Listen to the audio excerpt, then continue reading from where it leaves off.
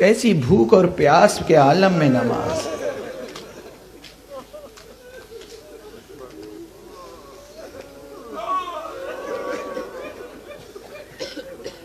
بھوک اور پیاس کا سلسلہ کہیں تھما ہے؟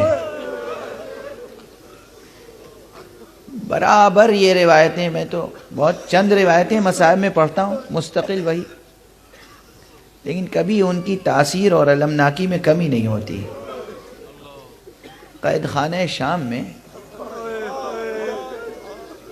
سید سجاد کا مکالمہ ہے پھوپھی زینب سے. پھوپھی اماں، ہم نے آج تک آپ کو بیٹھ کے نماز پڑھتے ہوئے نہیں دیکھا.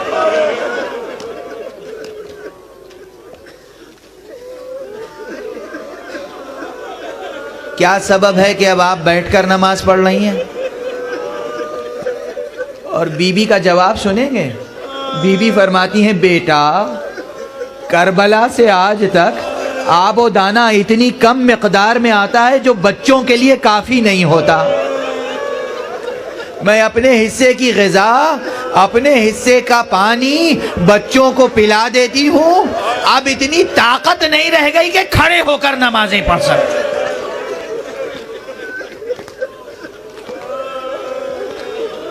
اجرکم علی اللہ، اجرکم علی اللہ.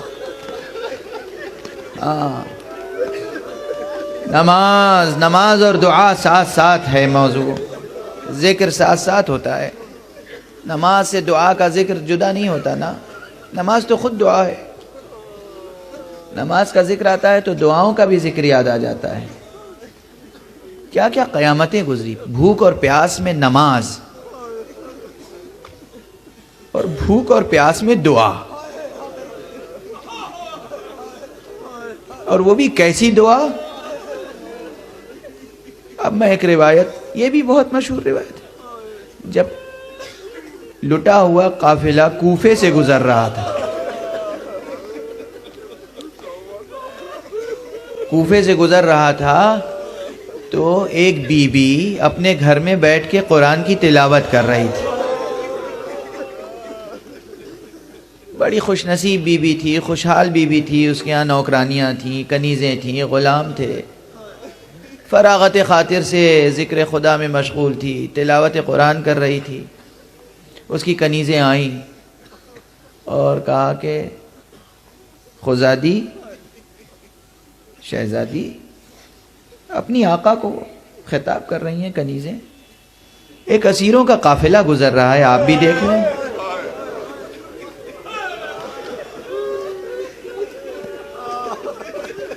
اجرکم علی اللہ. اس بی بی نے بڑی کراہت سے کہا، وائے ہو تم پر.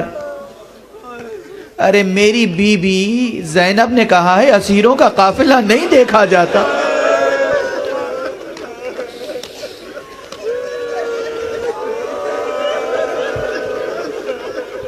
معلوم ہے زینب کوفے میں مدرسہ چلاتی تھی. بی بی نے کوفے میں خواتین کی تعلیم و تربیت کے لیے مکتب قائم کیا تھا، مدرسہ قائم کیا تھا، درسگاہ قائم کی تھی.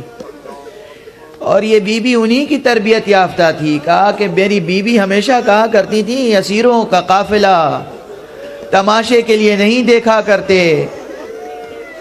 کنیزوں نے اصرار کیا، دیکھیے تو صحیح، یہ عام قسم کے اسیر نہیں ہے، یہ عام قسم کے اسیر نہیں ہیں، اور بہت بھوکے ہیں، بہت پیاسے ہیں. چھوٹے چھوٹے بچے آل آتش کر رہے ہیں. ایک 4 سال کی بچی ہے، اس کے سوکھے ہوئے ہونٹ دیکھے نہیں جاتے. اب بی بی اٹھی اور بی بی نے پانی لیا، کچھ خرمے لیے، باہر نکلی اور گئی اس بچی کے قریب. بچی کو پانی کا کوزہ تھمایا، ساغر آب بچی کے ہاتھ میں دیا اور کہا، بی بی سنا ہے کہ اسیروں کی دعا قبول ہوتی.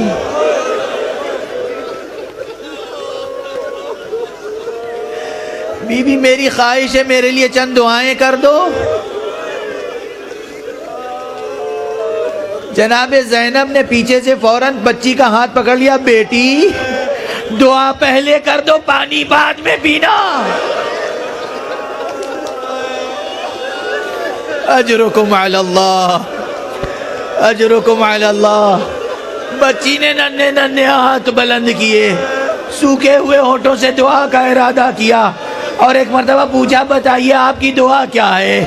اب اس بی بی نے جو جملے کہے ہیں وہ جملے ارے کیسے کیسے تیز جملے ہیں، کیسے خنجر نما جملے ہیں.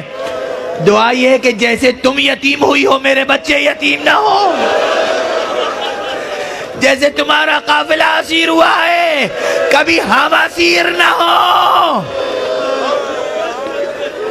آپ بتائیں، بس میں تصور کر کے کانپ جاتا ہوں، لرز جاتا ہوں. بچی نے یہ جملے کیسے سنے ہوں گے، کس طرح دعا کی ہوگی. بارے الہ جیسے میں یتیم ہوئی اس کے بچے یتیم نہ ہو. اے پروردگار جیسے ہم اسیر ہوئے یہ بی بی اسیر نہ ہو. اب بتا اور کیا دعا ہے. اب اس نے کہا میری آخری دعا یہ، میرا آقا حسین سلامت رہے، میری بی بی زینب سلامت رہے. بچی کانپنے لگی اور زینب نے اپنے چہرے سے بالوں کو ہٹایا. ام حبیبہ ارے تجھے واسطہ ہے خاموش ہو جا. وہ نوک نیزہ پہ حسین کا سر ہے، یہ زینب ہے جو اسیر ہو چکی.